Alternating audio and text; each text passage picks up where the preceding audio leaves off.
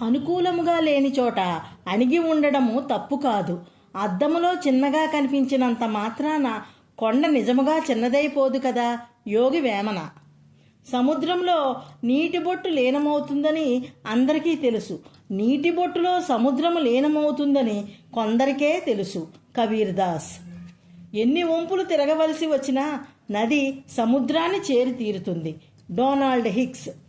తృప్తికి మించిన సంపద, ధైర్యానికి మించిన సుగుణములు లేవు. మాతా శారదాదేవి. కృతజ్ఞత కలిగి ఉండడమే సమృద్ధి, ఫిర్యాదు చేయడమే పేదరికము. Doris day. మన మేధస్సుకు పదును పెట్టగలిగే ఎన్నో వింత విషయాలతో ఈ విశ్వము నిండి ఉంది. ఎడెన్ ఫిల్పాట్స్.